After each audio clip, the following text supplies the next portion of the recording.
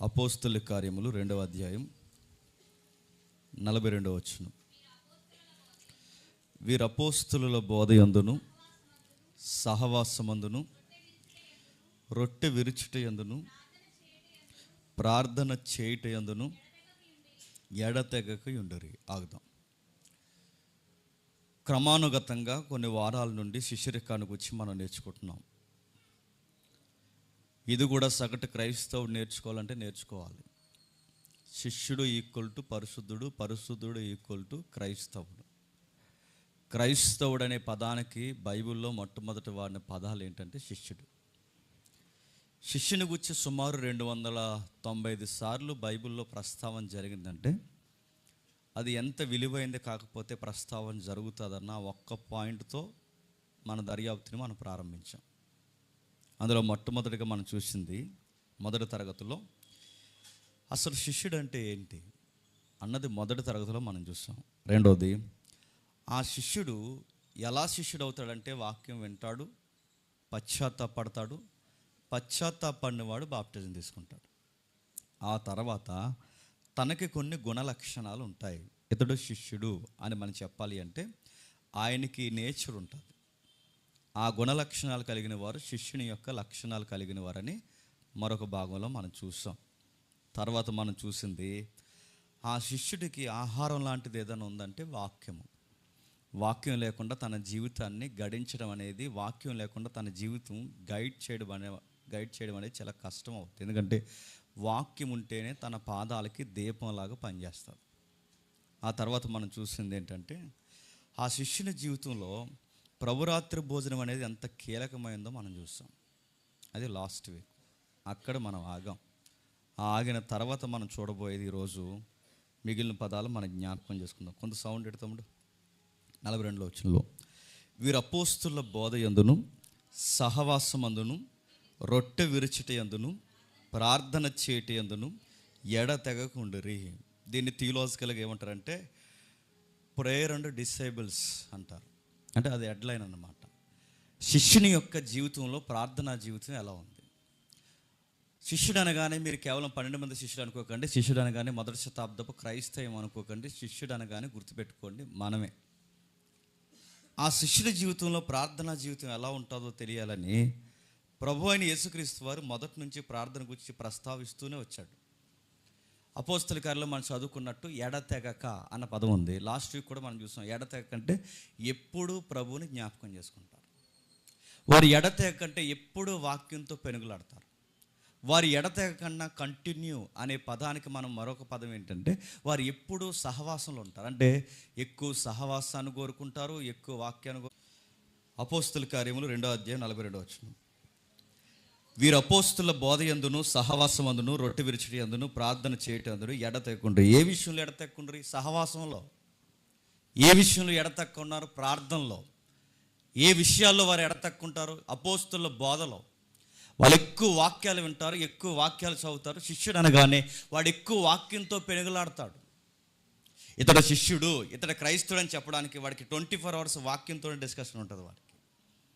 వాడు ఏం చేసినా, ఏ పనులు ఉన్నాడికి వాక్యం వాక్యం వాక్యం. ఆ వాక్యంలో సహవాసం, ఆ సహవాసంలో వాడికి అపోస్తులతో సహవాసం ఆ రోజుల్లో ఎలా అవుతుందో రొట్టె విరిచే కార్యక్రమంలో ప్రభువుని ఎల్లప్పుడూ జ్ఞాపకం చేసుకుంటారు. ఆ తర్వాత వాళ్ళు చేసే ప్రార్థన జీవితంలో ఎక్కువ గడుపుతారు. ప్రేయర్ లైఫ్ మనలో నాకు తెలిసి మన సర్కిల్లో ఎక్కువ ఉన్న బలహీనతల్లో ఒక బలహీనత చెప్పిన ప్రేయర్ లైఫ్ తక్కువ ఉంటుంది. మనకి ప్రార్థన జీవితం చాలా తక్కువ. ఎంత తక్కువ అంటే ఏదో ఎటకారంగా చేసినట్టు ప్రార్థన చేస్తాను. నేను చాలామందిని గమనించాను. ఈ రోజు మీరు తిన్న తర్వాత మీకు అర్థమైపోతుంది. ఎవడైనా ఇక్కడ నిలబడి 2 నిమిషాలు ప్రార్థన చేస్తే వాడిని ఇట్టే పట్టుకుంటారు. ఎందుకంటే వీడికి ప్రార్థన రాదని. ఎలా చెప్పినా ప్రార్థన చేస్తున్నప్పుడు అవసరాల కొరకు, ప్రార్థన చేస్తున్నప్పుడు ప్రేయర్ పాయింట్లో మెయిన్ పాయింట్ ఉండాలో. మినిమం బేసిక్స్ తెలియనోడు ప్రేయర్ చేస్తే ఇట్టే పసిగడతాను, వీడికి ప్రేయర్ రాదు. అట్ట మీరు చెప్పగలరంటే బైబిల్లో ప్రభు అయిన యేసుక్రీస్తు వారు శిష్యులకి ప్రార్థన ఎట్టా చేయాలి, ఎలా చేయాలని ఒక సిస్టమ్ నేర్పించాడు. ఆ సిస్టమేటిక్గానే ప్రేయర్ ఉండాలి. నువ్వు నిలబడి ఎమ్మెల్యేలాగా ఇక్కడ ప్రార్థన చేయడానికి కుదరదు, గుర్తుపెట్టుకో. నువ్వు నిలబడి ప్రార్థన చేస్తున్నప్పుడు చాలామంది వీళ్ళకి పదాలు గుర్తురాక మధ్య మధ్యలో ప్రభువా ప్రభువా ప్రభువా ప్రభు అన్నిసార్లు ప్రభు అని ఎందుకు అంటున్నావు? ఏదో వర్డ్స్ జ్ఞాపకం చేసుకుంటున్నావు. నువ్వు పదాల ఉచ్చారణ కాదు ప్రార్థన అంటే. మళ్ళీ చెప్తున్నాను, రమ్యమైన పదాలు ఉపయోగించడం కాదు ప్రార్థన అంటే. ఇక్కడ నిలబడిన అధ్యక్షుడు కానీ, ఇక్కడ నిలబడిన ఎవరైనా కానీ, ఇక్కడ నిలబడిన స్పీకర్ కానీ, రేపు పొద్దున మీరు ఎవరైనా ప్రార్థన చేస్తున్నప్పుడు మీరు ఇట్టే పసిగట్టండి, వీళ్ళకి ప్రేయర్ లైఫ్ ఎంత స్ట్రాంగ్ ఉందో మీకు తెలిసిపోతుంది. అంటే అట్ట ఎలా మీరు చెప్పగలరంటే, ప్రభువు నేర్పించాడు, అది ఇచ్చిన కొలత ఉంది, జాగ్రత్తగా చూడండి. మీకు తెలిసిన అధ్యాయం అనుకోకండి, మనకు తెలియాల్సిన విషయాలు చాలా ఉన్నాయి. చూద్దాం ఒకసారి అపోస్తుల కార్యములు, క్షమించండి, మత్తయి సువార్త 6వ అధ్యాయం. మత్తయి సువార్త 6వ అధ్యాయం అందరూ చూడండి. మత్తయి సువార్త 6వ అధ్యాయం, మత్తయి సువార్త 6వ అధ్యాయం 5వ వచనం నుండి. మరియు మీరు ప్రార్థన చేయనప్పుడు వేషధారుల వలె ఉండొద్దు, మనుషులకు కనబడవలనని సమాజ మందిరాల్లోనూ ఈదుల మూలల్లోనూ ఏదో విషయాన్ని నేర్పిస్తున్నా చూడండి. కొండ మీద ప్రసంగంలో చాలా విస్తరించి మాట్లాడు. తన విస్తరించి మాట్లాడిన ప్రసంగంలో అనేకమైన ధర్మశాస్త్రపు సంగతులు కూడా ఎత్తి, ఇదిగో మీరు ఇది విన్నారుగా, మీరు ఇది విన్నారుగా, మీరు ఇది విన్నారుగా, మీరు విన్నట్టు అది కాదు, భక్తి అంటే ఇదని అనేక సంగతులు నేర్పిస్తున్నాడు. చాలామంది ఆ రోజుల్లో పరిసయ్యులు, శాస్త్రులు ఎవరైతే ఉన్నారో ఆ రోజుల్లో బోధ మార్చేశారు. ధర్మశాస్త్రం అడ్డు పెట్టుకొని, ఆ ధర్మశాస్త్రం అడ్డు పెట్టుకుని మార్చినప్పుడు ఇది బోధ కాదు, ఇది భక్తి కాదు, ధర్మశాస్త్రం ఇలా చెప్తుంది, పరిసయ్యులు ఇట్లా చెప్తున్నారు, మీరు ఎలాంటి సంగతులు వినకండి అని ఆయన ప్రసంగాన్ని ఎత్తుకుని ఆ పాయింట్స్ అన్ని ఒకదాని వెనకాల వివరిస్తూ ఆ ప్రసంగంలో ఆయన మేజర్ పాయింట్గా తీసుకున్న మరొక పాయింట్ ఏంటంటే ప్రేయర్, ప్రార్థన. ఆ ప్రార్థన గురించి మాట్లాడితే అంటున్నాడు, మీరు ప్రార్థన చేస్తున్నప్పుడు జాగ్రత్త. మళ్ళీ ప్రశ్న, అసలు ప్రార్థన అన్న దానికి డెఫినేషన్ మన దగ్గర ఉందంటే మనకు తెలిసి ఎక్కడో చూసాయిగా విన్నాం. ప్రార్థన అంటే ఏంటంటే దేవునితో కమ్యూనికేట్ అవ్వడం. అసలు ప్రార్థన ఎలా స్టార్ట్ అయిందంటే ఆదికాండం మనకు తెలుసు, అవగాహన ఉందనుకుంటున్నాను ఎంతో కొంత. ఆదికాండంలో మనుషులు దేవునితో తెగిపోయిన తర్వాత మళ్ళీ దేవుడితో మనుషులు కనెక్ట్ అవ్వాలనుకున్నప్పుడు ఒక అబ్బాయి పుట్టాడు. ఆ అబ్బాయి పేరు ఎనోస్. ఆ ఎనోస్ పుట్టిన తర్వాత అప్పుడు ప్రేయర్ అంటే దేవునితో మళ్ళీ కనెక్ట్ అవ్వాలనుకున్నారు. ఆ కనెక్ట్ అవ్వడంలో మళ్ళీ మనుషులు పశ్చాత్తాపడ్డాడు, దేవా నీ దయవల్ల మేము మనుషులను సంపాదించుకుంటున్నామని. అవ్వమ్మ దగ్గర నుంచి చూచాయ ప్రార్థనలు ఎప్పుడైతే ప్రారంభమయ్యాయో ఆ ప్రార్థన దగ్గర నుంచి మనుషులు కాస్త డెవలప్ అయ్యి దేవుడితో పెనుగులాడడం స్టార్ట్ చేసుకున్నారు. ప్రేయర్ అంటే ఏంటని వ్యాఖ్యానకర్తలు ఏమంటారంటే, దేవునితో, బాగా వినాలి, దేవునితో మానవుడు కనెక్ట్ అయ్యే ఒక వారధి ప్రేయర్ అంటే.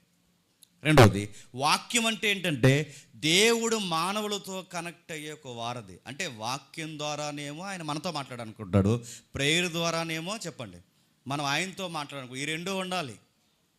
ఒక శిష్యుడి జీవితంలో ఏముంటుందంటే వాక్యము ఉంటుంది, ఒక శిష్యుడి జీవితంలో ఏముంటుందంటే వాడు కొన్ని విషయాలు ఉంటాయి, వాడు దేవుడితోనే వాడు డిస్కషన్ చేస్తాడు. వాడు ఖచ్చితంగా దేవునికి అతనికి ఒక బాండింగ్ ఉంటుంది, ఆ బాండింగ్ ఖచ్చితంగా నడుస్తుంది. ఆ నడుస్తున్నప్పుడు అతగాడు మాట్లాడతాడు. ఎవరితో? దేవుడితో మాట్లాడతాడు. అంటే దేవుడితో మాట్లాడే ఒకే ఒక లైన్ ఏదన్నదంటే ప్రార్థన. మరొక ఆయన ఏమంటాడంటే ప్రార్థన అంటే ఏంటంటే అదృశ్య దేవుడుకున్న దేవుడు మనకు కనబడ్డ కనుక అదృశ్య దేవుడితో మనం మాట్లాడడానికి కనబడిన ఒక శబ్దం ఉంది, ఆ శబ్దం పేరే ప్రార్థన. ఎవరైనా ప్రేయర్ చేస్తున్నప్పుడు, నేను మళ్ళీ చెప్తున్నాను, ఎవరైనా ప్రేయర్ చేస్తున్నప్పుడు ఎలా పడితే అలాంటి పదాలు ఉచ్చారణ చేస్తే అవి దేవుడు చెవిలోకి వెళ్తున్నాయన్న సంగతి మాత్రం ప్రేయర్ చేస్తున్నవాడు మర్చిపోకూడదు. నువ్వు ఎదిరింటి ఎల్లమ్మ, పక్కింటి పుల్లమ్మ, ఇంట్లో గొడవలో గ్యాసు, పప్పు, చెత్త, చెదారం, కరేపాకు అన్నీ నువ్వు ప్రేయర్లో చేస్తున్నావంటే నీ ప్రేయర్ కరేపాకు ప్రార్థన అని ఎప్పుడో అర్థమైపోయింది. నువ్వు ప్రేయర్ నడుతున్నావు, నువ్వు ఇక్కడ నిలబడి మాట్లాడుతావు, నువ్వు మాట్లాడుతున్న చాలామంది తెలియక ఆ సెన్స్లో లేక ఏమంటారంటే మనం అందరం దేవా ప్రభు అయిన యెహోవా మనం అందరం దేవుని పని చేద్దాం అంటే. ఇందులో ప్రేయర్లో నువ్వు మాట్లాడుతున్నది దేవుళ్ళలోనే, నువ్వు మాట్లాడుతున్నది దేవుడితోనే, నువ్వు మాట్లాడుతున్నదో దేవుడితో మాట్లాడుతున్నప్పుడు మళ్ళీ దేవుని పని చేద్దామని మళ్ళీ నువ్వు ఎవరికి చెప్తున్నావు అంటే నీ సెన్స్ దేవుడి దగ్గర లేదు. ఎక్కడ ఉంది చెప్పండి? పబ్లిక్ మీద ఉంది. అందుకే మీరు చూడండి, చాలామంది మొన్నే ఒక పెద్ద చర్చికి వెళ్ళిన చాలా సీనియర్ అయినా చాలా పెద్ద ఆయన, మరి అంత సంఘం కొన్ని వేల మందిని పోగేసేవాడు. ఆయన ప్రేయర్ చేస్తే ఏమంటే ఆ ప్రార్థనలో దేవా దేవా దేవా అంటూ వచ్చేవారి నుంచి మనం దేవుని పని బాగా చేద్దాం దేవా దేవా అన్నాడు. ఇదేంటి? నువ్వు దేవుడితోనే కదా మాట్లాడుతున్నావు. మీకు ఏమర్థం అవుతుంది చెప్పండి? ఎవరైనా పబ్లిక్లో ప్రేయర్ చేస్తున్నప్పుడు ప్రజెన్స్ అల్లా ఎక్కడ ఉంటుంది చెప్పినా దేవుడి మీద ఉండదు మనకి. చెప్పండి, మన ప్రార్థన బాగా చేశామని మనల్ని అనాలి. అలా అనడానికి ఏమేం పదాలు ఉన్నాయో బాగా బట్టిపడి వస్తున్నాయి. ఈ మధ్యకాలంలో నా చిన్నప్పటి నుంచి ఉంది, బాగా వీళ్ళకి మైక్ ఇచ్చిన వెంటనే ఎక్కడ లేని బొంగురు వచ్చేస్తుంటుంది. బొంగురు దేవా మరి అలా నడుతున్నాను, అదే వద్దు, ఆ బొంగురు వ్యవహారం వద్దు. నడుతున్నాను ఎక్కలేని ఏడుపు, ఈ పురుగుని, ఈ మట్టిని చెప్పండి జ్ఞాపకం చేసుకో బ్రో. నిజంగానే ఏడుతున్నావా, నువ్వు కమల్ హాసన్ అయిపోయావు, మాకు అర్థమవుతలేదు ఈ మధ్య. నిజంగానే ఏడుతున్నాను, ఏదో నటిస్తున్నట్టు అనిపించట్లేదు. అందుకే చూడండి, ఏదో రాస్తున్నాడు, ఏదో చెప్తున్నాడు. ప్రభు ఏమి నేర్పిస్తున్నాడంటే ఒకసారి మత్తయి సువార్త 6వ అధ్యాయం, మత్తయి సువార్త 6వ అధ్యాయం, మత్తయి సువార్త 6వ అధ్యాయం 5వ వచనం, మరియు మీరు ప్రార్థన చేయనప్పుడు యాసదారులుగా ఉండొద్దు అని చెబుతూ 9వ వచనంలో కొన్ని పాయింట్స్ రాస్తున్నాడు చూడండి. మీరు ఎలాగూ ప్రార్థన చేయుడి, పరలోకమందున్న మా తండ్రి, నీ నామం పరిశుద్ధపరచబడును గాక, నీ రాజ్యం వచ్చుగాక, నీ చిత్తము పరలోకమందు నెరవేరినట్లు భూమి యందును నెరవేరును గాక. ప్రేయర్ గుర్తుపెట్టుకోండి. ఇది ప్రేయర్ రైటా కాదని తెలియడానికి ఫస్ట్ పాయింట్ మనం గుర్తుపెట్టుకోండి.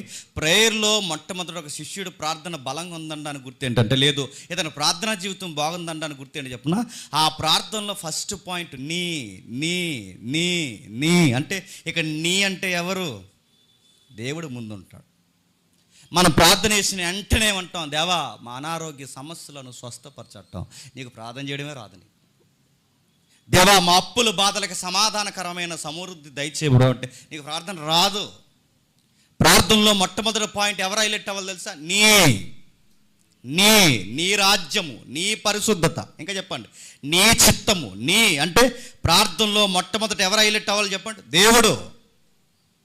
కొంతమంది పెద్దవారు ప్రార్థన చేస్తున్నప్పుడు ఎంత అందంగా ఉంటుందో, దేవా నీ మహాబలము, నీ మహాశక్తి, నా దేవ ఆశ్చర్యకరుడైన దేవ, కృపగల దేవ, మహోన్నతుడా. ఎవరిని పొగుడుతున్నారు? భూలోకాన్ని ముల్లోకాల్ని పరిపాలిస్తున్న సర్వోన్నతుడైన సైన్యములకు అధిపతి యెహోవా.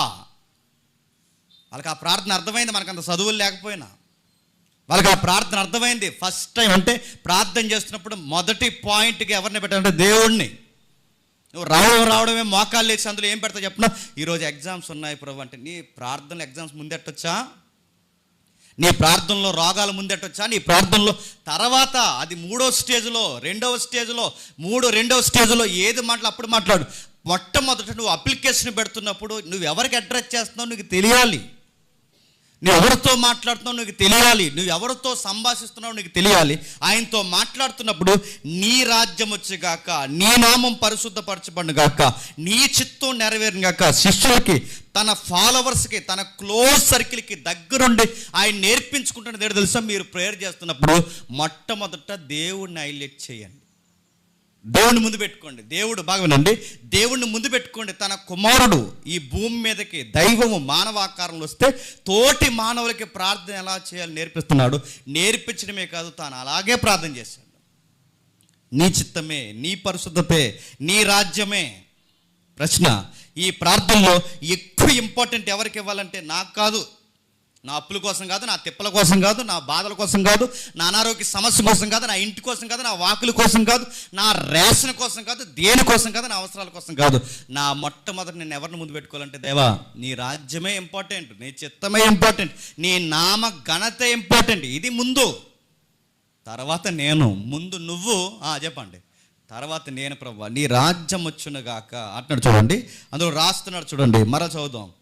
కాబట్టి మీరు ఎలాగూ ప్రార్థన చేయండి, పరలోకమందున్న మా తండ్రి, నీ నామం పరిశుద్ధపరచబడును గాక, నీ రాజ్యం వచ్చును గాక, నీ చిత్తము పరలోకమందు నెరవేర్చున్నట్లు భూమి యందును నెరవేరును గాక. ప్రశ్న ఏంటో మళ్ళీ చెప్తున్నాను చూడండి, నీ నామము పరిశుద్ధపరచబడును గాక. ప్రశ్న, నామం పరిశుద్ధపరచబడడం ఏంటి?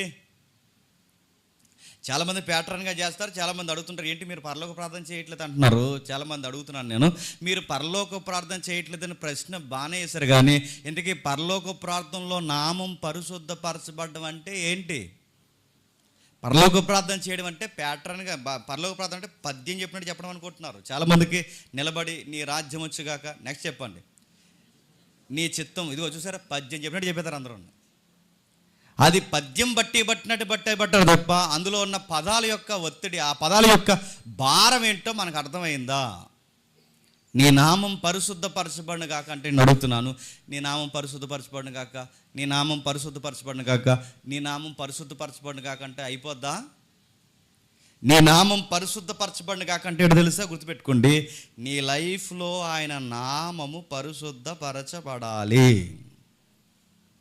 ఈ మధ్యకాలంలో బాగున్నాడు ఎక్కువ దాన్ని మూల భాషలో ఏమో రాశాడు చెప్పిన, ఆయన నామాన్ని పట్టుకెళ్ళి, ఆయన ఘనతను పట్టుకెళ్ళి నువ్వు దేనికి ఇంపార్టెంట్ ఇచ్చినా అది ఐడల్ వర్షిప్ అవుద్దంట. నీ లైఫ్లో దేనికి ఇంపార్టెంట్ ఇస్తున్నావు అంటే ఆయన నామాన్ని దేంతో కంపేర్ చేస్తా తెలుసా? నీకు దేవుని నామం ఎక్కువ, లేకపోతే ఈ టైంలో అదిగో నీకు ఈ వస్తువా, ఈ వ్యక్తా, ఈ డబ్బా, ఈ ఉద్యోగమా, లేదా ఈ సమయమా, ఈ నిద్ర, ఈ భోజనమా, నీ జీవితంలో దేనికి ఇంపార్టెంట్ ఇస్తే అక్కడ ఎవరి ఘనతను తగ్గించినట్టు తెలుసా? దేవుని నామాన్ని యొక్క ఘనతను తగ్గించినట్టు, ఆయన పరిశుద్ధతను తగ్గించినట్టు.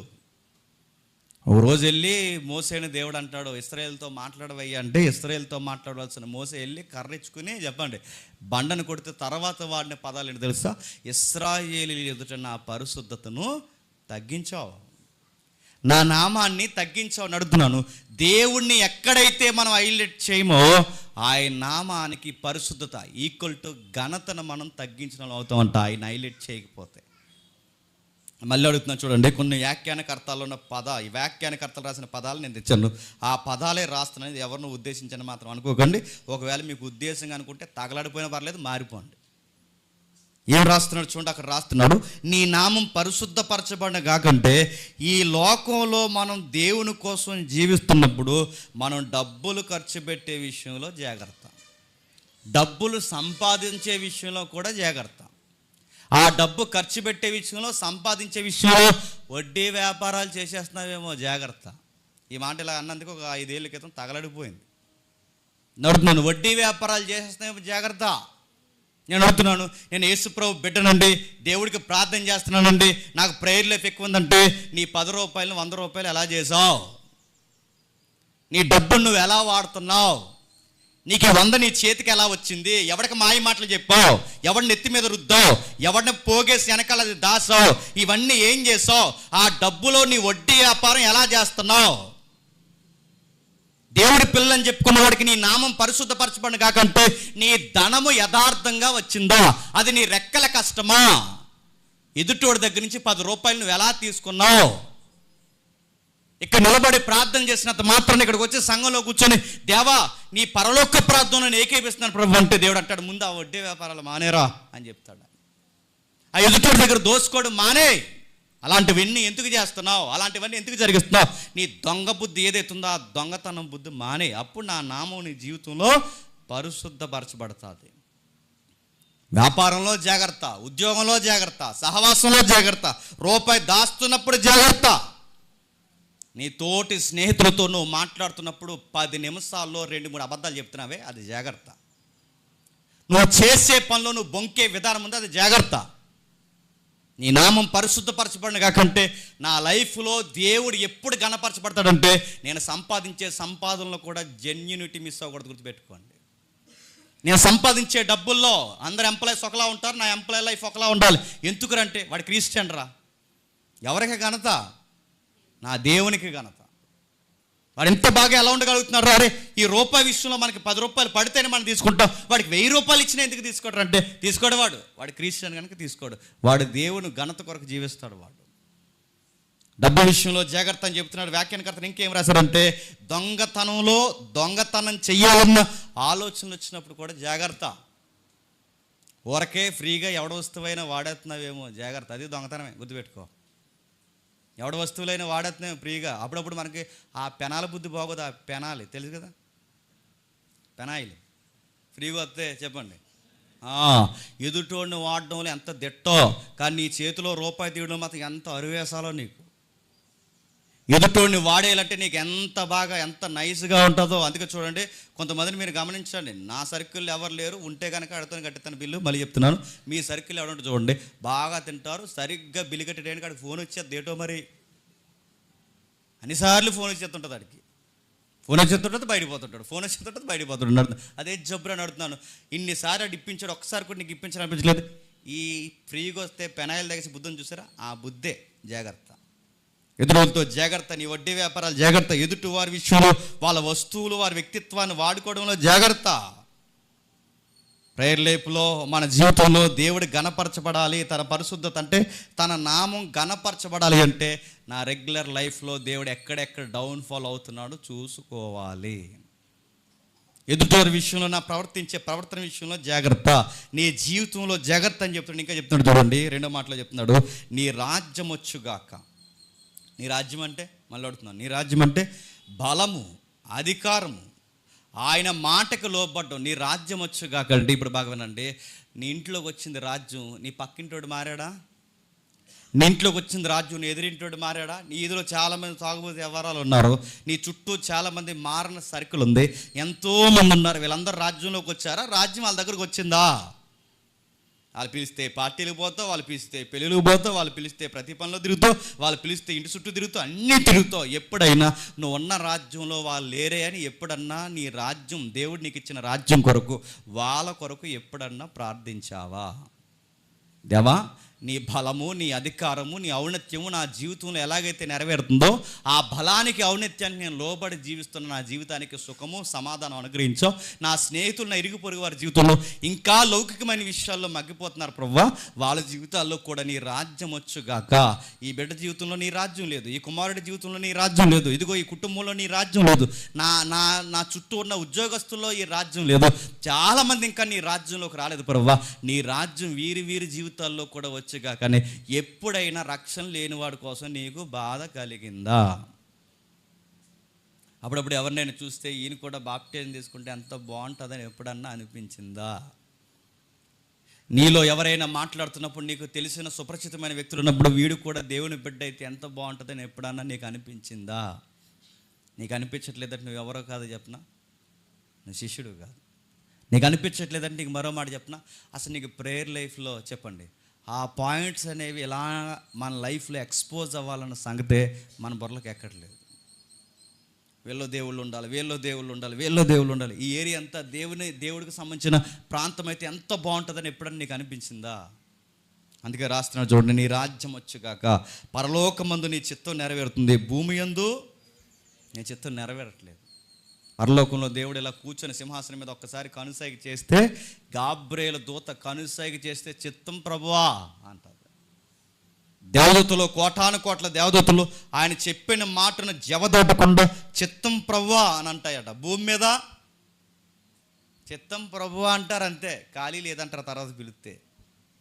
అంటారా చెప్పండి, నీ చిత్తమే సిద్ధించుగాక అంటారు. కానీ ఇందాక తమ్ముడు చెప్పాడు, మన చిత్తమే సిద్ధించుగాక. ఎందుకంటే నీకు ముహూర్తం లేకుండా బ్రతుకో, వాస్తు లేకుండా బ్రతుకో, నీ దిక్కుమాలిన కార్యక్రమాల్లో రాసుకుంటున్నాక ఈ మధ్య రాసుకుని పూసుకుని ఆకులు వేసుకుంటున్నావుగా, ఇలాంటి పనులు మానమన్నా మాను. అలా చేయకపోతే నీకు ఫంక్షన్ లాగా అనిపించదు. నీకు అవన్నీ చేయాలి, నీకు అవన్నీ జరిగించాలి.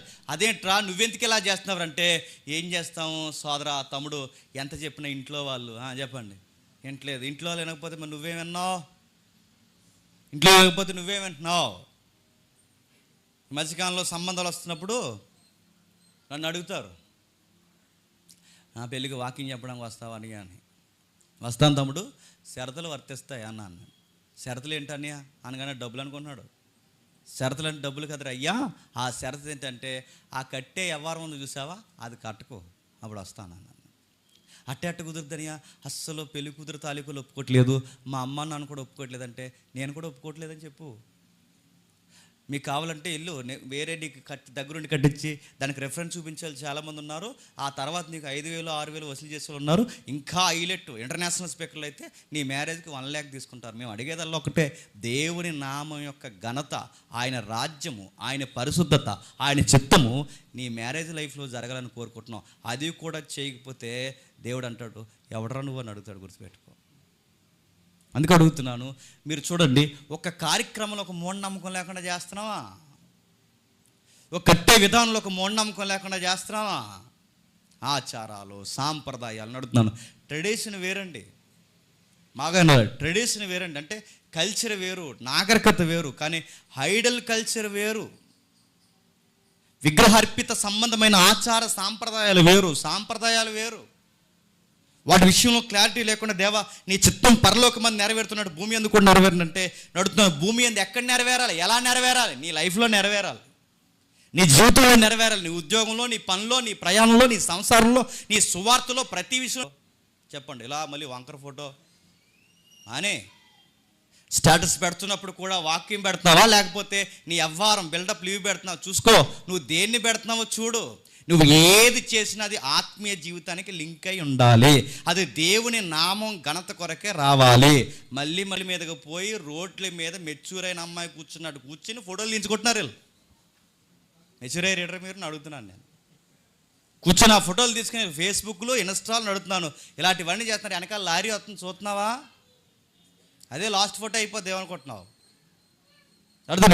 నీవు యేసుప్రభు యొక్క శిష్యుడు అయితే, ఆయన శిష్యరికాన్ని నువ్వు కొనసాగిస్తున్నవాడు అయితే, ఆయన ఫాలోవర్ అయితే, ఆయన వెంబడిస్తున్న వ్యక్తి అయితే, నీ లైఫ్లో నెరవేరుస్తుంది చెప్తున్నా, ఆయన నామం పరిశుద్ధపరచబడాలి. ఆయన జీవితంలో ఆయన కోరుకుంటుంది మన జీవితంలో, ఆయన రాజ్యం మన జీవితంలోకి రావాలి. పరలోకమందు దూతలు ఎలాగైతే సాష్టాంగపడి ఆయన చిత్తం కాకుండా ఏ పని అయితే ఎలాగైతే చేయవో, దేవుని చిత్తం కాకుండా ఏ పని మనం చేయకూడదు.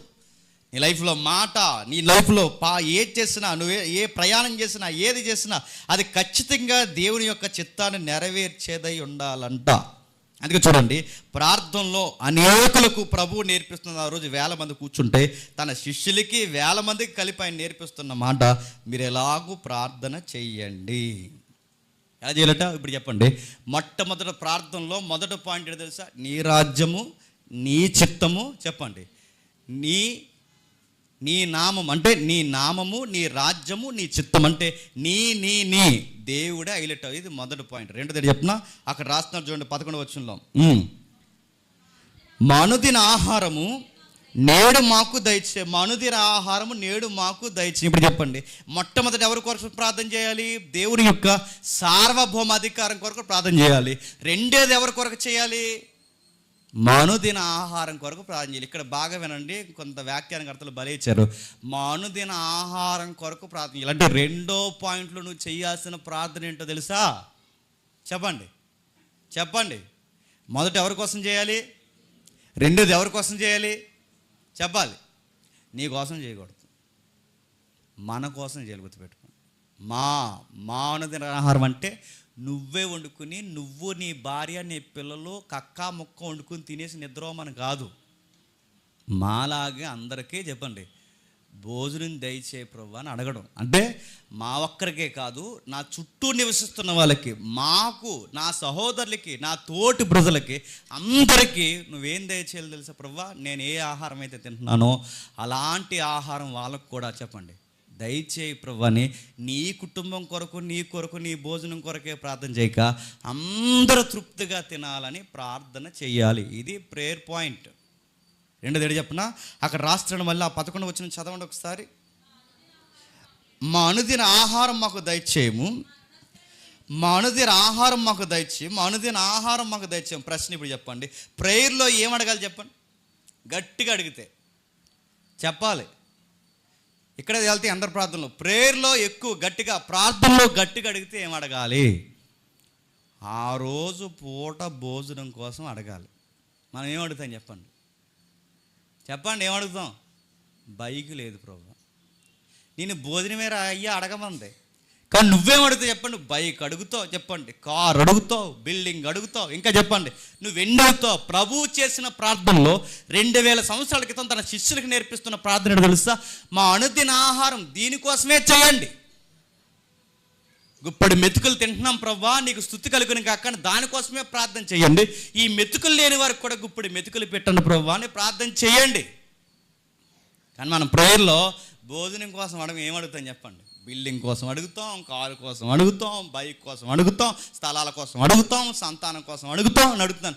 అన్నీ ముందు అడుగుతాం. కానీ ముందు మనం అడగాల్సింది చెప్పిన, గుప్పడి మెతుకులు ఉంటే చాలు ప్రభు అని అడుగు. అదేంటండి గుప్పడి మెతుకులు మాకు ఆల్రెడీ ఇచ్చాడు, మొదటి తారీఖుని మాకు జీతం వచ్చేద్దంటే, జీతం వచ్చిన ప్రతి ఒక్కరు వండుకుని తినేస్తున్నాడా? వెళ్ళి చూడండి, షుగర్ల బీపీలతో చచ్చిపోతున్నారు. డబ్బులు ఉన్న వాళ్ళందరూ వండుకుని తినేస్తున్నారా? చూడండి, వాళ్ళ డబ్బులకి, షుగర్లకి, బీపీలకి వాళ్ళు వండుకుని తినలేకపోతున్నారు. నువ్వు సంపాదించుకున్న రూపాయి అయినా, నువ్వు కష్టపడిన రూపాయి అయినా, నువ్వు సంపాదించిన గుప్పడి బియ్యమైనా నువ్వు తినాలి అంటే గుర్తుపెట్టుకో, నీ అనుదిన ఆహారం ఎవరు దయచేస్తున్నారు తెలుసా? దేవుడు.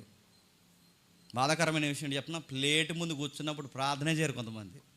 ఆ ప్లేట్ ఇలా అంటించేయాలనిపిస్తుంది ఒకేసారి నాకు. అంత కంగారు ఎందుకో మరి. ఇంకా ప్రేయర్ చేసుకుంటే అప్పుడే 2-3 ముద్దలు వేసుకుంటాడు.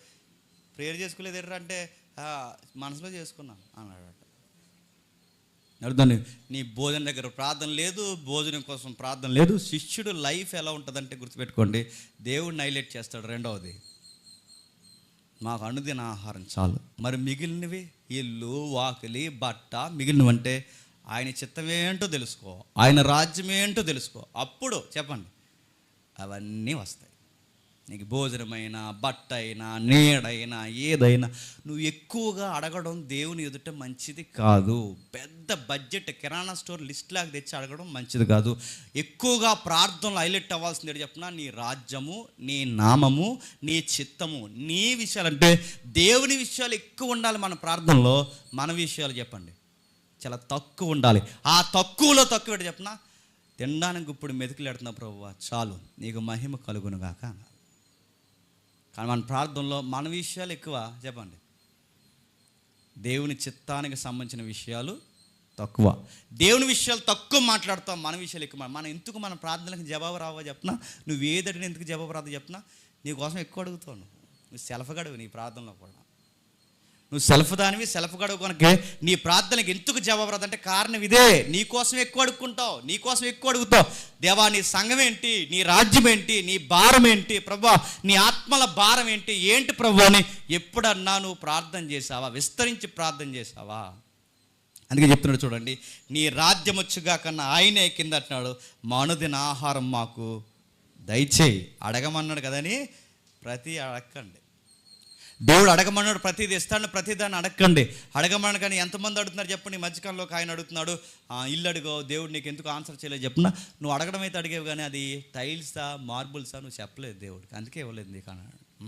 ప్రేయర్లు ఏం చెప్పాలట చెప్పండి, టైల్సో మార్బుల్సో చెప్పాలట. అందుకని మన ప్రార్థనకి జవాబు ఎందుకు రాదు చెప్పినా, నువ్వు అడుగుతున్నది ఆయన చిత్తానుసారం కాకపోతే జవాబు రాదు. ఆయన చిత్తానుసారమైన ప్రార్థన ఎలా ఉంటుందంటే, ఆయన నామానికి ఘనత తెస్తుంది, ఆయనకు పరిశుద్ధత కలిగజేస్తుంది, ఆయన రాజ్యాన్ని విస్తరింపజేస్తుంది, ఆయన యొక్క ఔన్నత్యాన్ని ఇరుగు పొరుగు వారికి చూపించేలాగా ఆయన రాజ్యాన్ని విస్తరింపజేసేలా నీ ప్రార్థన ఉంటుంది. అప్పుడు ఇల్లు అడుగుతావో, వాకులు అడుగుతావో, బైక్ అడుగుతావో, ఏది అడిగినా కానీ నీ డెవలప్మెంట్ ఎవరికి మహిమను తేవాలి చెప్పండి? దేవునికి మహిమను తేవాలి. దేవుళ్ళకి వచ్చేకండి బాగుపడ్డాడు వీడు అనుకోవాలి, దేవుళ్ళకి వచ్చేకండి నిలదొక్కున్నాడు, దేవుడు దీవించాడండి వాడిని ఖచ్చితంగా. దేవుడు అన్ని విధాలుగా ఆర్థికంగా, ఆత్మీయంగా, ఆరోగ్యంలో అన్ని విధాలుగా వీడిని దేవుడు దీవించాడని చెప్పుకోవాలి. దేవుడు కొన్నిసార్లు మనం అడిగినవి ఎందుకు ఆలస్యం చేస్తాడంటే, బహుశా ఆయన చిత్తానుసారంగా మనం అడగడం లేదేమో. ఒక శిష్యుడి జీవితంలో ఏముంటుందంటే వాక్యం ఉంటుంది, ఒక శిష్యుడి జీవితంలో ఏముంటుందంటే ప్రభురాత్రి సంస్కరణ ఉంటుంది, ఒక శిష్యుడి జీవితంలో ఇంకా ఎక్కువ ఏది ఉంటుందంటే ప్రార్థనా జీవితం ఉంటుంది. ఆ ప్రార్థనా జీవితంలో ఎక్కువగా దేవుని యొక్క చిత్తం కోసం ఉంటుంది. రెండవది తన కోసం చాలా తక్కువగా అడగడం ఉంటుంది. ఇక మూడోది ఏముంది అక్కడ చెప్తున్నాడు చూడండి, అదే 6వ అధ్యాయం 11వ వచనం నుండి, అదే 6వ అధ్యాయం 11వ వచనం నుండి, నేడు మా అనుదిన ఆహారం నేడు మాకు దయచేయము. ఇప్పుడు చెప్పండి, మనకు అర్థమయ్యే సెన్స్లో నేను మాట్లాడుతున్నాను. మన అప్పులు తీరాలంటే ముందు మనం ఏం చేయాలి? నీకు ఎవరెవరైతే అప్పు ఉన్నాలో ఆ అప్పులు ఉన్న వాళ్ళతో కొంచెం నేను డీలింగ్ జాగ్రత్త, అప్పుడు తీరతాయి. నీకు ఏవేవి రుణాలు అవుతున్నావో ఆ రుణాలు నీకు తీరాలంటే నువ్వు ఇతరులకు ఇవ్వాల్సిన కొన్ని రుణాలు ఉన్నాయి, ఆ రుణాల విషయంలో జాగ్రత్త. అప్పుడు నీకు దేవుడు ఆర్థికంగా సహాయం చేస్తాడు. ఎదుటోడి దగ్గర మాత్రం నీ పావలా పానేవో, ఎదుటోడు మాత్రం 100 లాగాలంటే నీకు ఎట్టా 100 వస్తుంది అంటే లాగడానికి కాదు, గుర్తుపెట్టుకోండి, నీకు 100 ఎలా కలిసి వస్తుంది? నేను ఎదుట్లకి చాలామందికి రుణాలు ఉండిపోయి ఆ రుణాలు తీర్చు, అప్పుడు నీ రుణం నీకు ఇస్తాడు. నీకు మాత్రం దేవుడు ఇవ్వాలి, నువ్వు మాత్రం పిల్లికి కూడా బెచ్చమెట్టవు, నీ చేతి నుంచి ₹1 ఖర్చు పెట్టవు. నీకు ఎలా దీవిస్తాడు? వీడికి ₹1 ఇస్తే ఖర్చు పెట్టడని అనుకున్న దేవుడు నీకు తెచ్చి ఒక ₹100 నీకు ఇస్తాడా? మనీ మన చేతులు అలా ఆడుతూ వెళ్ళాలంటే సీక్రెట్ చెప్పినా వినండి, మనీ మన జీవితంలో అలా వచ్చి అంటే మన జీవితంలో సమృద్ధిగా అలా వెళుతూ ఉండాలంటే వచ్చే మనీని ఆఫ్ చేయకు, అలా రావాలి అలా పోవాలి, అలా రావాలి అలా పోవాలి. ఆ మనీ మేనేజ్మెంట్ అనే సబ్జెక్ట్ ఉంది, అదైనా నువ్వు తెలుసుకోవాలి. ఎప్పుడు చెప్పాను ఆచరణ ఎక్కడో, ఆ మనీని కూడా ఎలా ఖర్చు పెట్టాలో తెలియదు. దేవుడికి ఒకటి ఖర్చు పెట్టాలి, 2 నీ కుటుంబానికి ఖర్చు పెట్టాలి, 3 నీ ఇతర విశ్వాసాలు ఖర్చు పెట్టాలి. ఈ 3 భాగాలుగా నీ మనీని ఎప్పుడైతే ఖర్చు చేస్తావో అలా వస్తుంది, అలా పోతుంది. వచ్చింది అలా దాసి తాళం వేసావు అనుకో, అది అలాగే ఉంటుంది, నువ్వు పోతావు బయటకు. ఏమనుకుంటున్నావు? గుర్తుపెట్టుకో, ఫైనాన్షియల్గా ఎలా డెవలప్ అవుతావంటే నువ్వు ఇతరులకు ఏమన్నా రుణాలు ఉన్నావేమో, అవసరమైతే గుర్తుపెట్టుకుంటే ఎప్పుడు ఒక సిగరెట్ గుర్తుపెట్టుకోండి, మన రూపాయి ఎప్పుడు ఎదుటోడి దగ్గర ఉండిపోవాలి తప్ప ఎదుటోడి రూపాయి ఎప్పుడు మన దగ్గర ఉండకూడదు. ఈ సూత్రం పాటించండి, బాగుంటారు. మన రూపాయి ఎప్పుడు ఆడి దగ్గర 10 రూపాయలు ఉండిపోయిన పర్లేదు, 1000 ఉండిపోయిన పర్లేదు, 1,00,000 ఉండిపోయిన పర్లేదు, మన ఆడి దగ్గర ఉండిపోవాలి. కానీ ఎదుటోడిది ఎప్పుడు మన దగ్గర ఉండడానికి వీల్లేదు, ఎవరిది మన దగ్గర ఇచ్చుకోవడానికి వీల్లేదు. ఒకవేళ ఏదాన్ని ఇచ్చుకుంటే ఆల్టర్నేటివ్ ఏదో ఒకటి వాడికి ఇచ్చేయాలి. ఈ సూత్రాలు నువ్వు పాటించు. చెప్తున్నాను చూడండి, మా రుణస్థులను మేము క్షమిస్తే మా రుణాలను నువ్వు క్షమిస్తావు. నువ్వు మాకు ఇవ్వాలంటే మేము ఇతరులకు ఇవ్వాలి, మేము ఇతరులకు ఇవ్వకుండా నువ్వు మాకు ఇమ్మంటే నువ్వు ఎట్లా ఇస్తావు ప్రభువా అని ప్రార్థనలో జ్ఞాపకం చేసుకోవాలి. అందుకే చూడండి, ఎదుటోళ్ళకి ఏదన్నా మేలు చేసినప్పుడు పలానా టైంలో నేను ఇది చేశానని బాధ కలిగితే ఎప్పుడైనా సాహసంగా చెప్పుకుని, కానీ దాన్ని మాత్రం సాటింపు వేయకండి. ఎందుకు చెప్పునా, దేవుడు కూడా నీకు చేసి చెప్పడం మొదలెడితే చెప్పండి సిగ్గేసి బయట కూడా రావు. మళ్ళీ గుర్తుపెట్టుకో, ఆయన చేసినవి ఆయనే చెప్పడు, నువ్వు 10 రూపాయలు సహాయం చేసి ఊరు వాడు ఎందుకు చెప్తున్నావు? అందుకే చెప్తున్నాడు చూడండి, మా రుణస్థులను మేము క్షమిస్తున్నాం, అలాగే మా రుణములను కూడా క్షమించము. 4వ పాయింట్ రాస్తున్నారు చూడండి, మమ్మల్ని శోధనలోనికి తేక చెప్పండి దుష్టుని నుండి మమ్మల్ని తప్పించు. మమ్మల్ని శోధనలోకి తేక, ప్రేయర్లో అత్యధికమైన విలువైన లేదా మనం మరింత జాగ్రత్త పడవలసిన మరొక పాయింట్ ఏంటంటే, మనందరి జీవితాలకి ఏదో ఒక శోధన ఉంటుంది. మరొక బాధాకరమైన భయం వేసే విషయం ఏంటి చెప్తున్నా, మన వెనకాల ఇప్పుడు శోధకుడు తిరుగుతాడు. వాడు ఎలా ఉంటాడంటే నల్లగా, పళ్ళు ముందుకి, కొమ్ములు పైకేసుకుని లకలక అండు. వాడు ఎలా ఉంటాడంటే చాలా కూల్గా ఉంటాడు. వాడు ఎలా ఉంటాడంటే నీ పరిస్థితుల్లో వాడు ఇన్వాల్వ్ అవుతాడు. వాడు ఎలా ఉంటాడంటే నువ్వు సంపాదించే దగ్గర, సహవాసాల దగ్గర, బయట తిరుగుతున్నప్పుడు, ఒంటరిగా ఉన్నప్పుడు, మొబైల్ వాడుతున్నప్పుడు ఒక్కటి కాదు, వాడు ఎవ్రీ జోన్లోకి ఇన్వాల్వ్ అవుతాడు. ఏదో ఒక విషయంలో వాడు నిన్ను పడగొట్టే ప్రయత్నం చేయడానికి ఒక టీమే సిస్టమేటిక్గా పనిచేస్తుందంట. ఆ టీం నేమ్ ఏంటి చెప్పిన, డార్క్లో అంటే ఒక చీకటి ప్రపంచంలో ఉన్న ఒక డెవిల్ టీం పనిచేస్తుందంట. గుర్తుపెట్టుకోండి. అంటే సాతానుగాడు ప్రతి ఒక్కరి వెనకాల ఉంటాడు, నీ వెనకాల ఉంటాడు, నీ వెనకాల ఉంటాడు, నా వెనకాల ఉంటాడు. నువ్వు ఎక్కడెక్కడ తిరుగుతున్నావు అనుకుంటావు, నా వెనకాల ఎవ్వరు లేరు అనుకో, ఆడుంటాడు, ఆడు ఖచ్చితంగా ఉంటాడు, నిన్ను మింగేయడానికి ఆడు రెడీగా ఉంటాడు. ప్రభువైన అయిన యేసుక్రీస్తు వారు ఒక అదృశ్య ప్రపంచం ఎప్పుడు నీ వెనకాల నిన్ను ఎలా మింగేయాలని తిరుగుతుందని ప్రార్థనలో జ్ఞాపకం చేసుకోమని అంటున్నాడంటే, అసలు మనకు గుర్తొస్తున్నాడు ఈ ప్రార్థనలో. మీరు మెజారిటీ ప్రార్థన చూడండి, ఎప్పుడైనా ప్రభువా లోకంలో కానీ సాతాను తంత్రంలో కానీ మేము పడిపోకుండా మమ్మల్ని కాపాడు ప్రభు అని ప్రార్థనలో ఎప్పుడన్నా జ్ఞాపకం చేసుకునే దాఖలాలు ఉంటాయా? చాలా తక్కువ. మన 2 నిమిషాలు 3 నిమిషాల ప్రార్థనలో, ఆ 2-3 నిమిషాల ప్రార్థనలో మెజారిటీ 90% పాయింట్స్ అన్నీ ఏంటి చెప్పండి? బాధల్లో ఉన్నాం ప్రభా చెప్పండి, వ్యాధంలో ఉన్నాం ప్రభా చెప్పండి, అప్పుల్లో ఉన్నాం ప్రభా, ఈ మధ్య గ్యాస్ ఎక్కువైపోయింది ప్రభా, అరుగుతలేదు ప్రభా, పొట్ట ముందుకు వస్తుంది ప్రభా, మధ్యకాలం నిద్ర వస్తలేదు ప్రభా, కళ్ళు కింద కూడా నల్లగా వచ్చినాయి ప్రభా, నీ దయ వల్ల ఆ నలుపు కూడా పోయేలా చూడు ప్రభా, తల ఊడిపోతుంది ప్రభా, కొంచెం తల తెల్లగా కూడా అయిపోతుంది. చూసారా ప్రార్థన కొన్ని? తల ఊడిపోతుంది ప్రభా, తెల్లగా నీ నామంలో నా తలను తెల్లగా చేయి ప్రభా. ఇంకా ప్రార్థనలు, అకౌంట్లో కనీసం ఒక 1000 రూపాయలు పడేలాగా దేవా నువ్వు వేస్తావు నాకు తెలుసు అన్నారు. వెంటనే 1000 రూపాయలు పడిపోయినాయి అంట. మీరు చూసారా, ఆయన ఎవరు ఉన్నారండి పేరు అడగండి, విజయవాడలో వెంటనే 75,000 రూపాయలు వచ్చినాయండి. ఎవడు పొరపాటుని వేస్తాడో ఆయన సిగ్గుండలుగా, ఎవడో అకౌంట్ నుంచి డబ్బులు చేత మళ్ళీ రివర్స్లో కొట్టొద్దు, పడ్డాయి కానీ అలా ఉంచేసాడట. అడుగుతున్నా ఎలా ఉంచేస్తావు, అలా ఎలా ఉంచేస్తాను అడుగుతున్నాను. ఇవన్నీ ప్రార్థనలో చేస్తున్నప్పుడు మన ప్రార్థన ఎలా ఉందో చూడండి, ఎంత బలహీనంగా ఉందో చూడండి.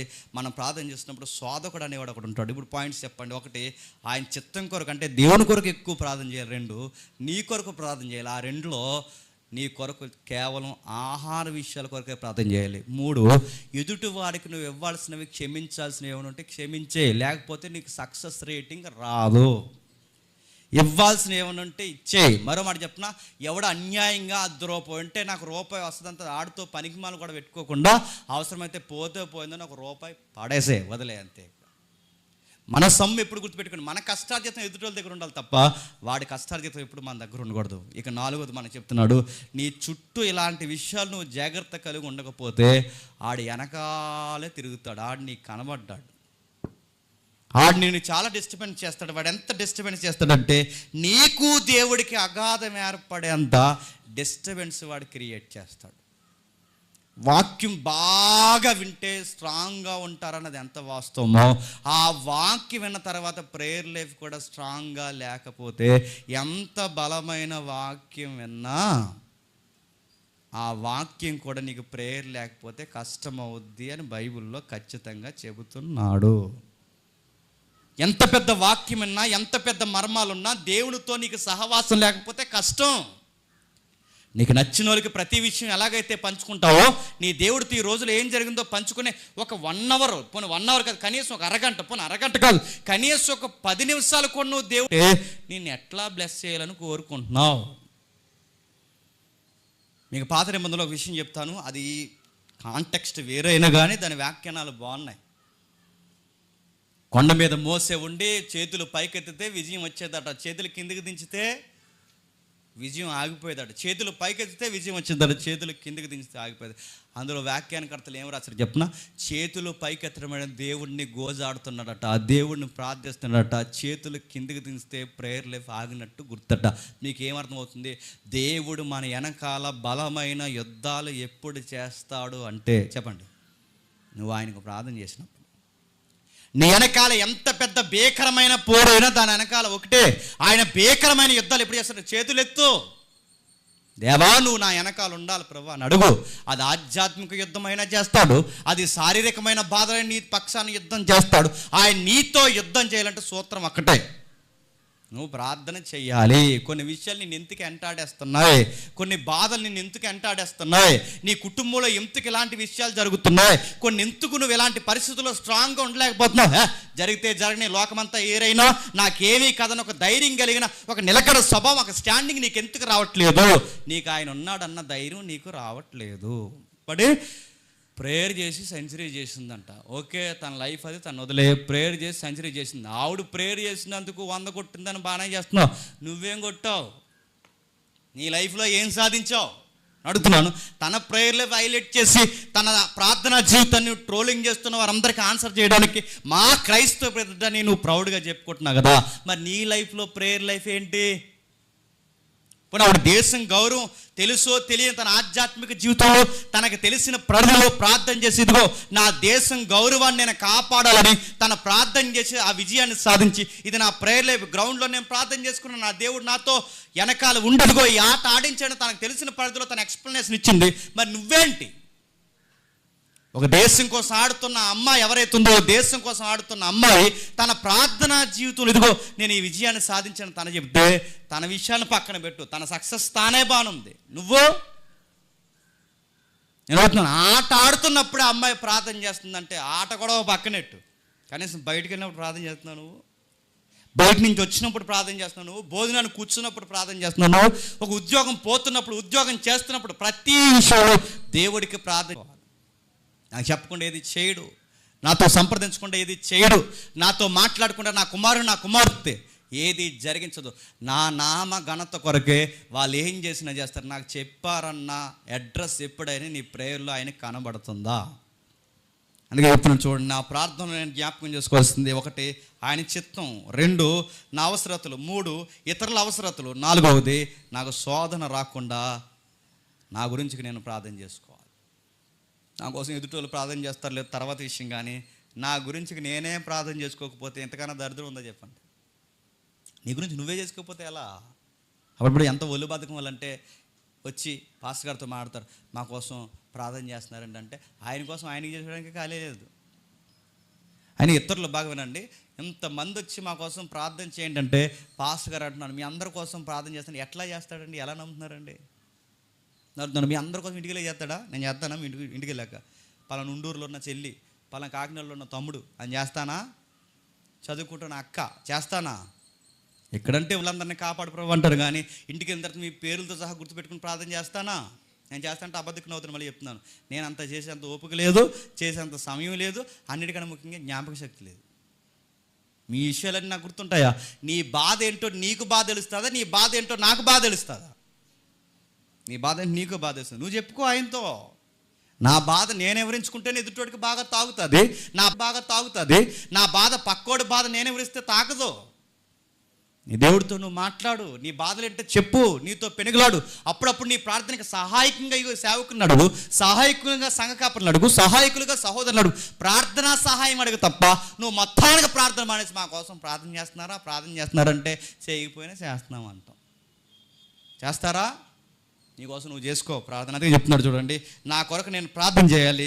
ఆ ప్రార్థన చేస్తున్నప్పుడు ఎలా ఉండకూడదు కొన్ని జాగ్రత్తలు చెప్పాడు. 5వ వచనం చూడండి, మీరు ప్రార్థన చేయనప్పుడు చెప్పండి వేషధారుల వలె ఉండొద్దు. ప్రార్థనలో ఎక్కువ వచ్చేసేది ఏంటి చెప్పండి, వద్దంటే వచ్చేసేది ఏంటి చెప్పండి. నువ్వు ఎవరి దగ్గరైనా నటించు, కానీ ఎవరి దగ్గర నటించుకో, దేవుడి దగ్గర నటించుకో. వేషధారుల వల్లే ప్రార్థన చేయొద్దంటున్నాడంటే ఆ రోజుల్లో వేషధారణతో ప్రార్థన చేసే వాళ్ళు ఉన్నారని. ఎవరున్నారంటే పరిసయ్యులు ఉన్నారు, సద్దుకాయులు ఉన్నారు, శాస్త్రులు ఉన్నారు, ఆ రోజుల్లో మత పెద్దలు ఉన్నారు. వీళ్ళ వేషధార ప్రార్థన ఎక్కడ చేస్తారంటే సంత వీధుల్లో, నడి వీధుల్లో, పబ్లిక్ చూస్తున్నప్పుడు ఎంత రమ్యంగా ప్రార్థన చేస్తారో. ఆ వేషధారణే వద్దు. నువ్వు చేస్తున్నది ఏదో నీకు దేవుడికి నీకు బాగా తెలుసు, కానీ రమ్యమైన పదాలు బాగానే ఉపయోగిస్తున్నావు, కానీ ఆ వేషధారణ ప్రార్థన వద్దు. కొంతమంది ప్రార్థన చేస్తున్నప్పుడు ఆ ప్రార్థనలో చూడండి నిజంగా అనిపిస్తుంది నీకు ఎంత గొప్ప ప్రార్థనా జీవితం అనిపిస్తుంది, కానీ దేవుడు దృష్టిలో చాలా డొల్లగా ఉంటారు. ఒక ఆయన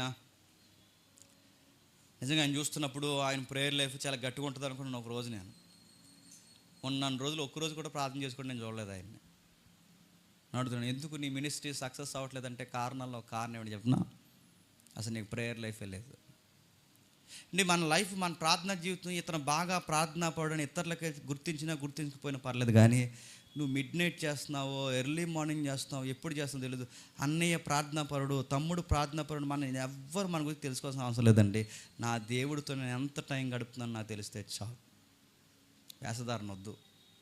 కానీ మనం బహిరంగ ప్రదేశాల్లో ఎక్కువ టైం ప్రార్థన చేస్తాం, చాలా తక్కువ టైం ప్రార్థన చేస్తాం. అందుకే మనం ప్రార్థన బలహీనత ఉందనే అప్పుడప్పుడు మనం ఆల్ నైట్ ప్రేయర్ పెడితే భక్తులు ఎంతమంది వచ్చారు కదా సండే, ఆల్ నైట్ ప్రేయర్ పెడితే ఆల్ నైట్ ప్రేయర్కి వచ్చే భక్తులు ఎంతమంది చెప్పనా? 4 చెప్పండి, 10 మంది చెప్పండి, 15 మంది. మరి మిగిలిన వాళ్ళందరూ ఎవరు? ఏలియా తర్వాత ఏలే. అందుకట్టి చేస్తారు వీళ్ళు ప్రార్థన చేస్తే వరుసలాగిపోతాయి. వీళ్ళు ప్రార్థన చేసేదానికి, నువ్వు కూర్చొని మాట్లాడుకోవడానికి, దేవునితో పెరిగినడానికి, నీ ఇంట్లో నీకు దేవునికి సంబంధించి ఒక చిన్న ప్రార్థన గది ఉందా?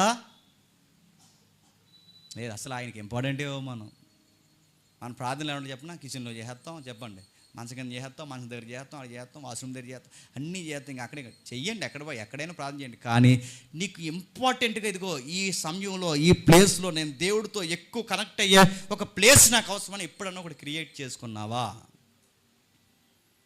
మన గద్వాలలో చాలా పూరుగుడిసి రేకులతో ఉంటాయి ఇల్లు. ఈ కర్ణాటక బాటలు అన్ని రేకులతో ఉంటాయి. వేసిందే రేకుల షెడ్, ఇలాంటి రేకుల షెడ్ ఇలా ఎంత డౌన్ ఉంటుంది, ఇలా చేయెత్తితే సీలింగ్ తగిలేస్తుంది అనమాట.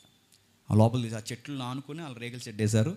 ఆ మీటింగ్ పెట్టేసిన తమ్ముళ్ళు ఎవరైతే ఉన్నారో మమ్మల్ని గదిలోకి తీసుకెళ్ళి మళ్ళీ ఎలా తీసుకెళ్ళి, ఆ గది ఎలా తిరిగింది, మళ్ళీ ఎలా తిరుగుతుంది, అన్ని గదులు అందులో అలా తిరిగితే ఆ చిన్న పూరుగుడిసులో ఆ గదిలో నిన్న తిరిగితే ఆ లోపలికి వెళ్ళాక మంచిగా పుస్తకాలు పెట్టి 2-3 చైర్లు వేసి ఒక టేబుల్ వేసుకొని అలా కింద ఒక మంచి చక్కటి ఒక క్లాత్ వేసుకుని ఉంది. ఇది ఏంట్రా తమ్ముడు అంటే నా బైబిల్ స్టడీ రూమ్, అలాగే నా ప్రార్థన గది. ఆ పేదరికంలో కూడా తనకంటూ ఒక ప్రత్యేకమైన బైబిల్ స్టడీ ప్రార్థన గది పెట్టుకున్నాడు. చూసారా, అది ఇంపార్టెంట్ అంటే గుర్తుపెట్టుకో.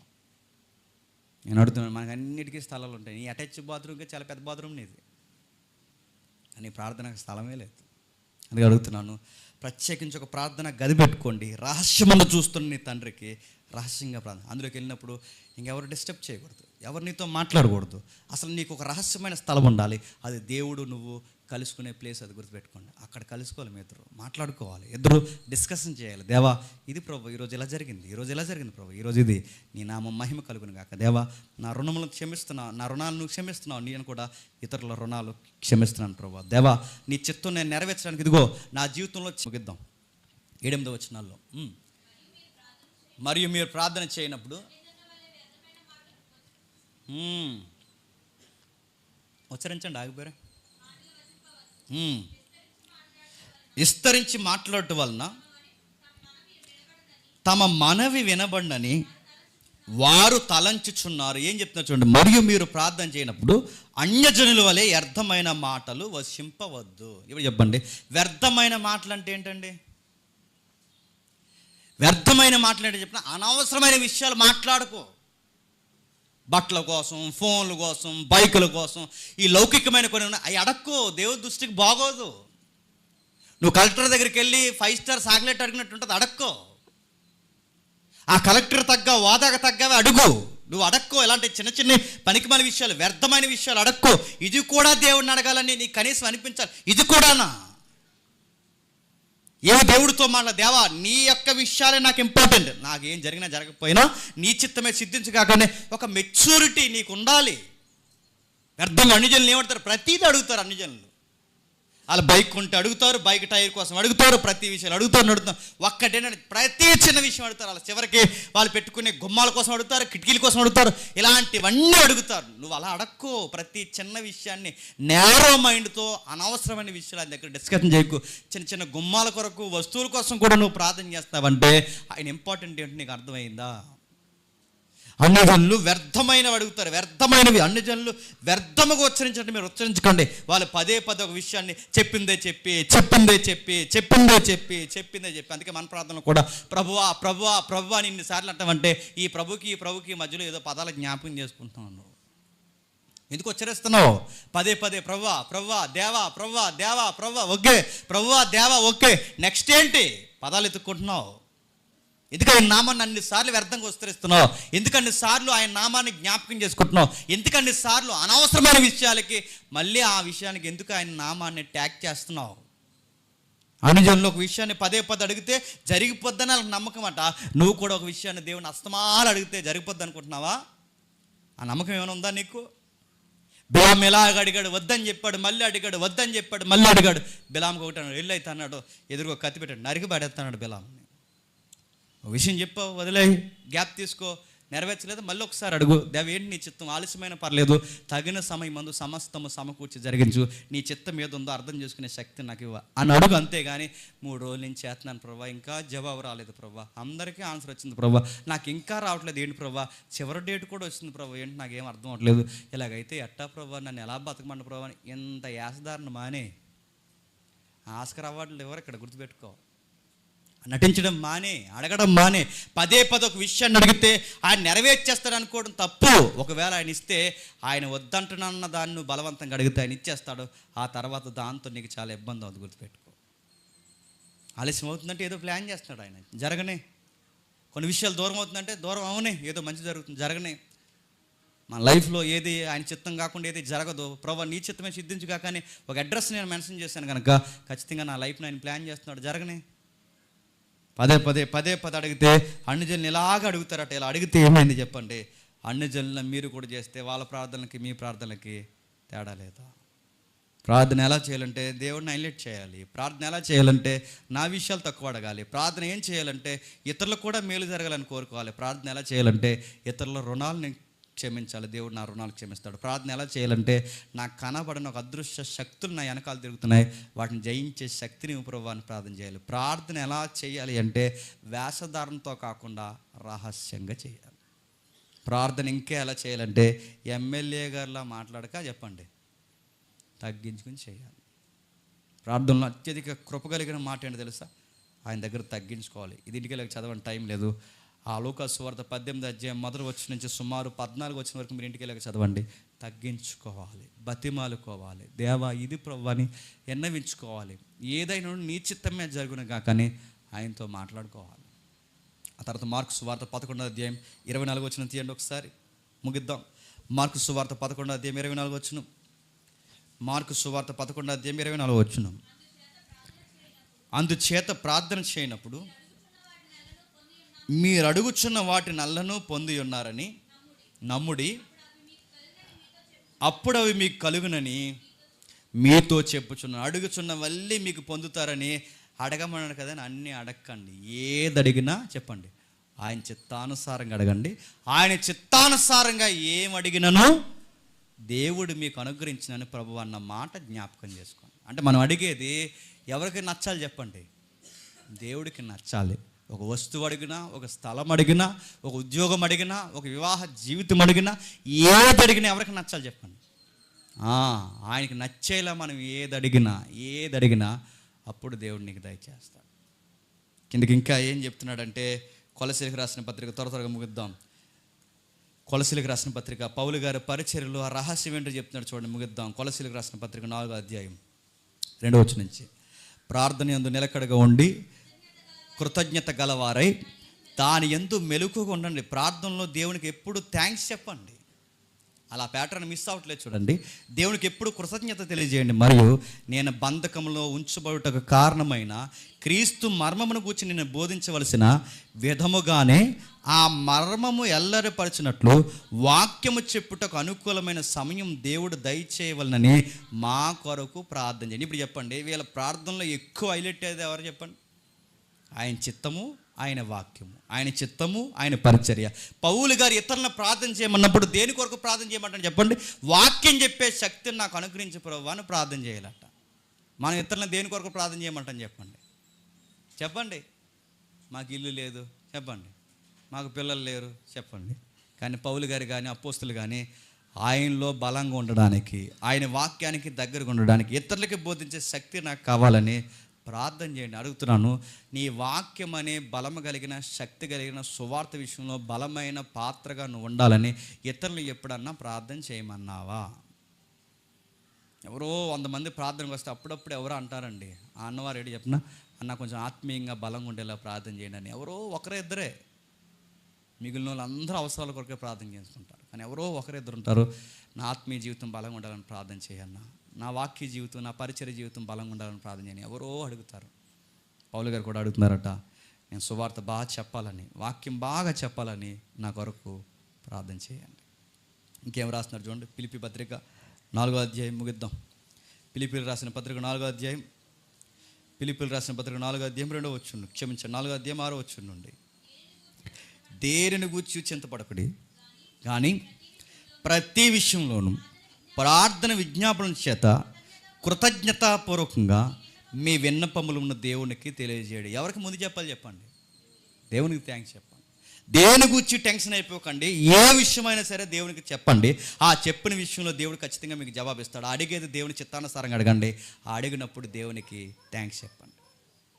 ఏదైనా ఎలాంటి విషయమైనా దేవుడిని అడగండి, దేవుడు మీకు జరిగిస్తాడు. ఆ జరిగించేది దేవుడు మీకు జరిగించాలి అంటే ఆయన చిత్తానుసారంగా అడగండి. ఆయనకి విన్నపాలు తెలియజేయండి, ఆయనకి ప్రార్థన విజ్ఞాపన తెలియజేయండి, కృతజ్ఞతలు చెప్పండి. దేవుడు ఖచ్చితంగా మీకు జవాబు దయచేస్తాడు. ఇప్పుడు చెప్పండి, దేవుడు ఇన్ని విషయాల్లో మనతో మాట్లాడుతున్నప్పుడు ప్రార్థన ఒక శిష్యుడికి ఎంత అవసరం అంటే చాలా అవసరం. ఈ ప్రార్థనా జీవితం లేకపోతే శిష్యుని జీవితం కొనసాగదంటే ఖచ్చితంగా కొనసాగదు. వాక్యం ఎంత అవసరమో, రొట్టె ద్రాక్షరసం తీసుకోవడం ఎంత అవసరమో, మూడోది చెప్పండి, ప్రార్థనా జీవితం కూడా అంత అవసరం. ఒక శిష్యుడు ఎక్కువగా ఇతడు దేవుళ్ళలో ఉన్నాడనడానికి గుర్తు ఏంటంటే, వాడు ఎక్కువ దేవుడు చెప్పుకుంటాడు, మనుషులకు తక్కువ చెప్పుకుంటాడు. మన శిష్యుడికి కానీ చేయలేకపోతున్నాం అనడానికి కారణం ఏంటి చెప్పిన, మనుషులతో ఎక్కువ మాట్లాడతాం చెప్పండి, దేవునితో తక్కువ మాట్లాడతాం. చెక్ చేసుకోండి, దేవా కనీసం ఒక అరగంట కూడా ప్రార్థన చేయలేకపోతున్నాను ప్రభు అని ఒకసారి చెక్ చేసుకోండి.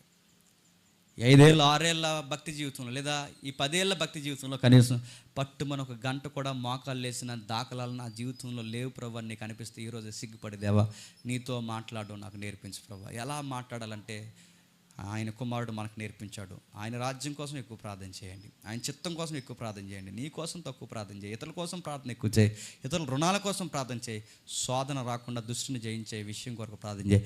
ఎన్ని విషయాలు ప్రార్థన చేసేసరికి తెలియకుండానే ఎంత అయిపోతుంది చెప్పిన, గంట అయిపోద్ది. కానీ నీకు 2 నిమిషాలకి గంట అనిపిస్తుంది అంటే నీకు ప్రేయర్లో పాయింట్లే లేవు. నీకు ఎలాగేసినా చాలా టైం చేసిన అనిపిస్తుందా? నీకు ఇలా ముసుకెత్తావు మోకాల మీద వెంటనే తీసేస్తున్నావు అంటే నీకు 2 నిమిషాల్లో అయిపోయి నీ పాయింట్లన్నీ.